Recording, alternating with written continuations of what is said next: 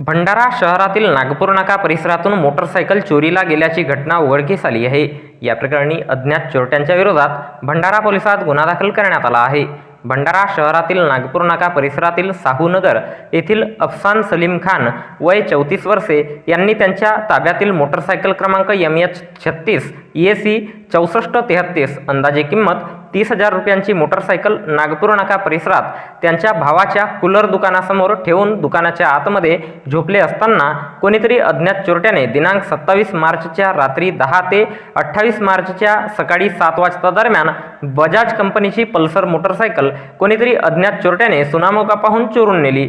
सदर मोटरसायकलीच्या अफसान खान यांनी दिनांक 10 मे 2024 रोज शुक्रवारपर्यंत आजूबाजूच्या परिसरात शोध घेतला असता मोटरसायकल मिळून आली नाही। या प्रकरणी फिर्यादी अफसान खान यांच्या तक्रारीवरून पोलीस स्टेशन भंडारा येथे दिनांक 10 मे 2024 रोज शुक्रवारला दुपारी 1 वाजता गुन्हा दाखल करण्यात आला असून या घटनेचा पुढील तपास पोलीस उपनिरीक्षक गारमोडे हे करीत आहेत। तर याबद्दलची माहिती भंडारा जिल्हा पोलीस दलाच्या वतीने दिनांक 11 मे 2024 रोज शनिवारला एका प्रसिद्धी पत्रकाच्या माध्यमातून देण्यात आली आहे।